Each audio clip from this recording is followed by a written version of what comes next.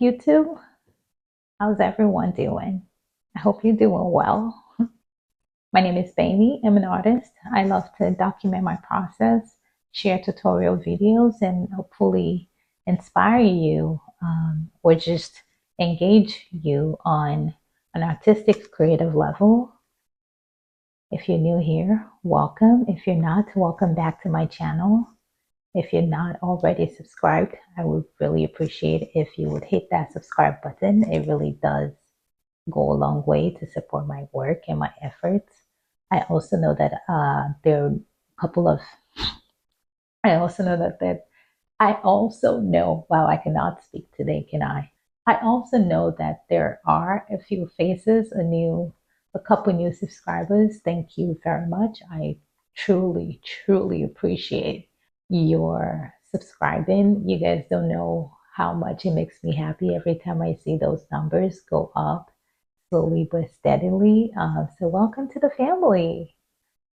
I was actually in the process of filming a tutorial video with an artwork that I've been working on. And I just thought to myself, I've never shared what my plaster mixture looks like, what I actually use. And I know for a fact that that was a very big question that I had when I started my 3D art process. It took a lot of experimenting, a lot of trial and error, and a lot of just research and watching videos and trying to figure out what people were doing.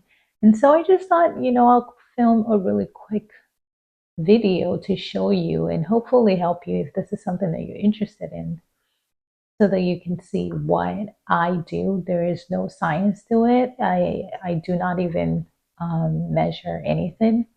I eyeball everything, and I have been doing this enough to know what I enjoy, but I will just film a very quick video for you so that you get a feel for what materials I use and the way that I mix my plaster together. And so if you're interested in seeing what that looks like, let's get right into it.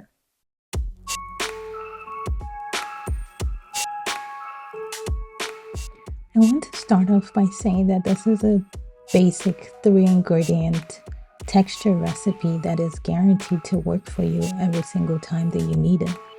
While there are so many other items and materials out there that you can use, this is a basic recipe that you can always rely on. I have experimented a lot and continue to experiment on mixtures, but this is my go-to. A quick tip is to add your plaster to water as opposed to adding water to plaster, as this is easier to mix and will prevent lumps from forming.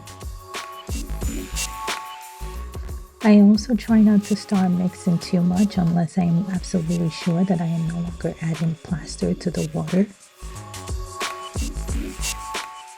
When it comes to the water-plaster ratio, it really just depends on the kind of consistency that you're looking to get. If you're looking for a thicker consistency, add more plaster and you can water it down. But if you want more of a runnier, watery consistency, then less plaster will do the trick.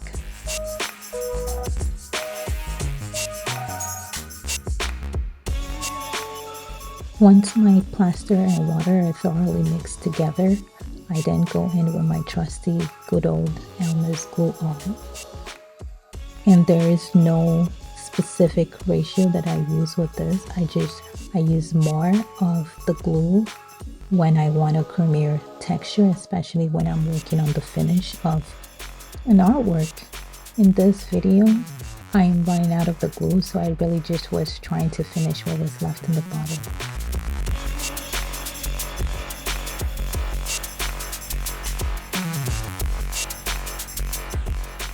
And you do not have to specifically use Elmer's glue. Any good old multi-purpose glue should do the trick, though my preference is Elmer's.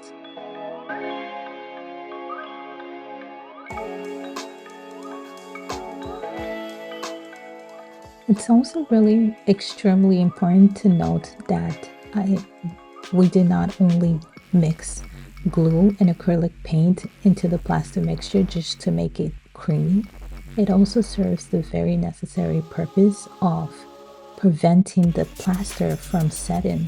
Plaster sets hard in about 15 to 20 minutes. And this ensures that you can continue to work with this mixture for weeks.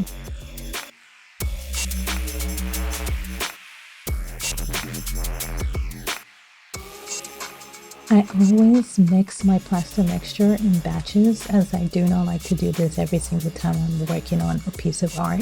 And so it's a great idea to mix in a container that you know you can seal tightly and store for future use.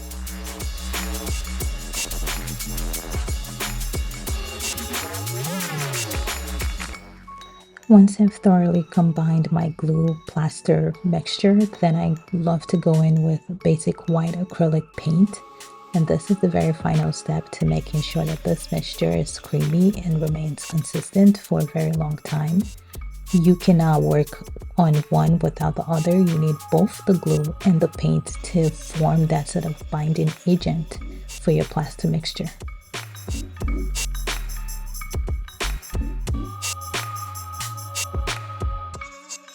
When it comes to adding in the acrylic paint, you can add as much as you want, or you can also use a little less, but understand that the more paint you use, the creamier the mixture will be. In this case, I am working on a particularly thicker mixture because I want to work on the back of an artwork. But if you're working on something that's a lot more watery or runnier, you don't have to use as much acrylic paint. You will get a feel for how much you want depending on once you start to mix.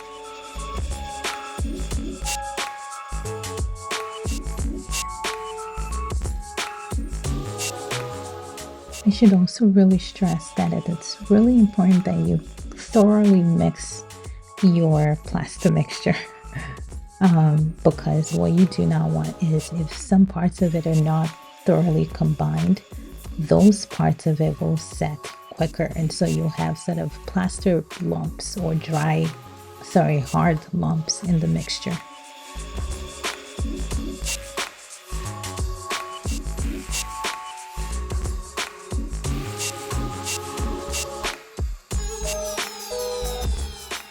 I made a quick move so you can see the final texture under direct sunlight. With just 3 ingredients, you're able to get a really rich, creamy smooth.